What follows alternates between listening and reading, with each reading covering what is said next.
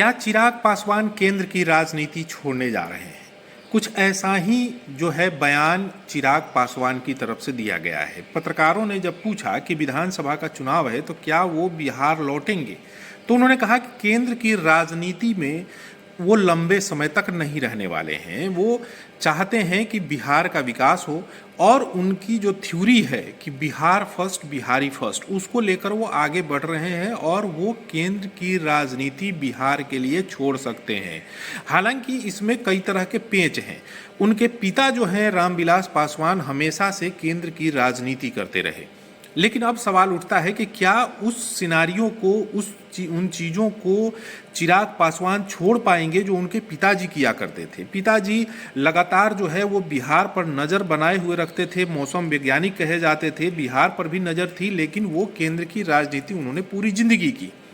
तो क्या अब केंद्र की राजनीति छोड़कर चिराग पासवान मैदान में यानी कि बिहार विधानसभा चुनाव 2025 में उतरेंगे? लेकिन सबसे बड़ा सवाल है कि क्या वो हाजीपुर की उनकी जो पुश्तैनी सीट है, पिता की सीट है, उसी सीट से चुनाव लड़ेंगे या जमुई से लड़ेंगे या फिर समस्तीपुर से लड़ेंगे या फिर कोई और विधानसभा सीट वो चुनेंगे? ये आने वाला वक्त बताएगा। लेकिन जिस तरीके से चिराग पासवान ने ये साफ कर दिया है कि सीट बंटवारे को लेकर के भी कोई दिक्कत नहीं है, लेकिन अगर चिराग पासवान बिहार विधानसभा चुनाव में उतरते हैं तो सीटों का दबाव जो है वो एनडीए पर बढ़ सकता है, क्योंकि लगभग 50 सीटों की बात हो रही है कि 50 सीट जो है वो चिराग पासवान यानी एलजेपीआर को चाहिए।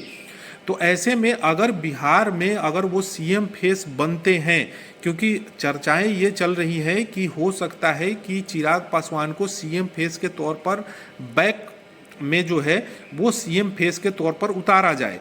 अगर सीएम के फेस पर अगर चिराग पासवान राजी हो जाते हैं, एनडीए राजी हो जाती है, तो हो सकता है कि फुल फ्लेज में चिराग पासवान बिहार की राजनीति में एंट्री कर जाएंगे।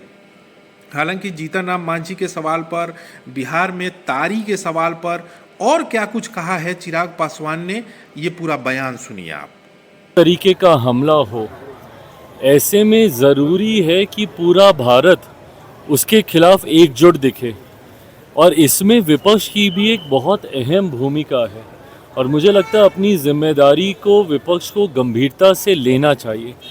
ऐसे में कतई कहीं विदेशी मीडिया में ये संदेश नहीं जाना चाहिए कि भारत स्वयं ऐसे विषयों पर बटा हुआ है। जब विपक्ष अपनी राजनीति करने के चक्कर में इस तरीके की बातें या बयानबाजी करता है, ये कतई उचित नहीं है।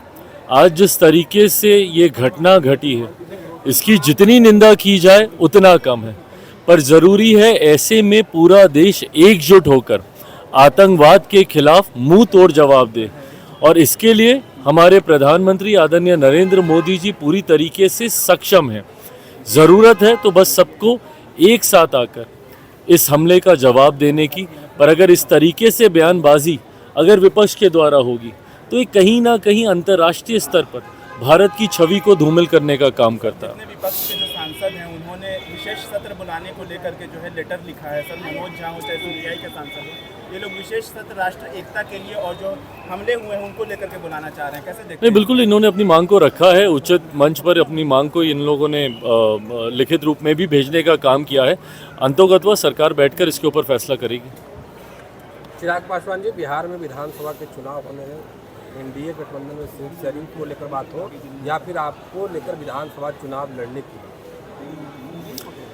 देखिए, एक बात तो तय है और इस बात को मैं कई बार कह चुका हूँ, पुनः एक बार दोहरा देता हूँ कि मेरा राजनीति में आने का कारण बिहार और बिहारी ही रहे हैं और आज नहीं तो कल अंतोगत्वा मुझे बिहार की राजनीति में ही आना है। मैं लंबे समय तक अपने आप को केंद्र की राजनीति में मैं नहीं देखता हूँ। बिहार फर्स्ट बिहारी फर्स्ट की सोच के साथ मैं आगे बढ़ा हूँ, तो आना मुझे वापस अपने राज्य ही है, बिहार ही है।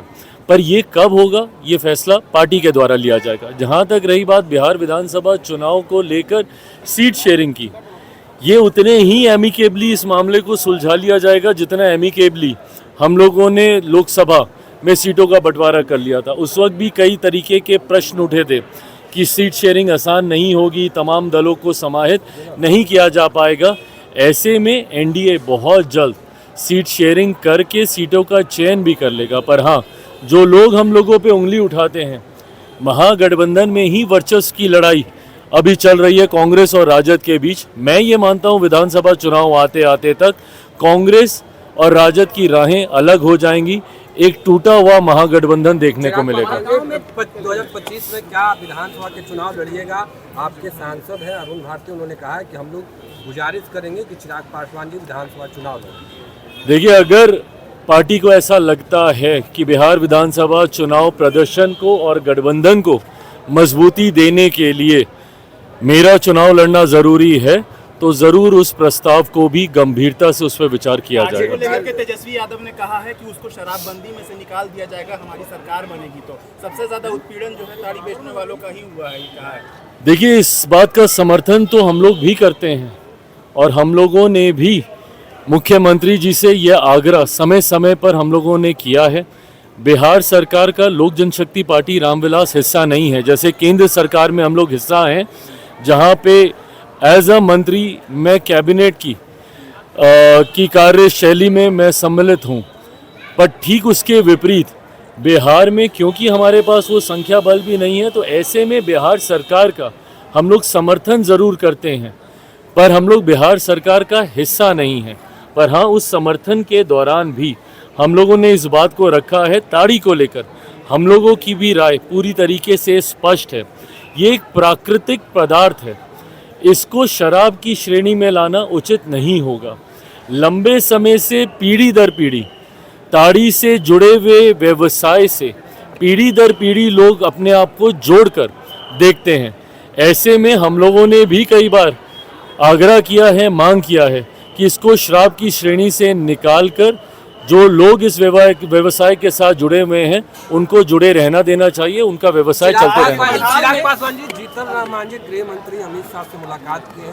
लोकसभा चुनाव के बाद नाराज चल रहे थे, कह रहे थे जो बात हुई थी उस पर एनडीए के लोग खड़े नहीं उतरे। क्या विधानसभा में उनको उचित? देखिए, गठबंधन के हर दल को के पास ये स्वतंत्रता है कि जाके अपने सुझाव, अपनी शिकायतों को उचित मंच पर रखे। यहाँ पे भारतीय जनता पार्टी एनडीए गठबंधन में सबसे बड़ी पार्टी है, सबसे बड़ा प्रमुख दल है, तो ऐसे में अलग अलग समय पर घटक जाके अपनी बातों को वहाँ पे रखने का काम करते हैं। मुझे नहीं पता कि लोकसभा के वक्त क्या वादे किए गए थे, नहीं किए गए थे, उनको पूरा किया गया, नहीं पूरा किया गया, बट अगर कहीं पर भी कोई ऐसी बात है तो मैं ये विश्वास रखता हूँ कि भारतीय जनता पार्टी अपने सहयोगियों को पूरा सम्मान देने के लिए जानी जाती है, उनकी मांगों को, उनके सुझावों को सुनने के लिए वो जानी जाती है। तो अगर कोई भी ऐसी बात होगी, तो मांझी जी की आज मुलाकात हुई है माननीय गृह मंत्री से, तो उन्होंने अपनी बातों को रखा होगा और उन्हें संतोषजनक जवाब मिला होगा। आतंकी हमले में सुरक्षा में चूक मानते हैं आप या आप नहीं? देखिए, ये पूरी तरीके से जांच का विषय है कि कहाँ पे क्या चूक हुई है। क्या कोई इंटेलिजेंस फेलियर है या कहीं पे कोई ऐसी जानकारी जो आपके पास थी उसके बावजूद उसको साझा नहीं किया गया है। जो भी है, ये जांच का विषय है। पर जांच के साथ साथ आज की तारीख में जो देशवासी जिस चीज़ का इंतज़ार कर रहे हैं कि एक कड़ी कार्रवाई हो, हर एक खून की गिरी हुई बूंद का बदला लिया जाए पाकिस्तान, आतंकी और उनके आकाओं से, उस दिशा में सरकार जल्द हमारे प्रधानमंत्री नरेंद्र मोदी जी के नेतृत्व में कदम उठाएगी, ये मैं ज़रूर विश्वास करता हूँ।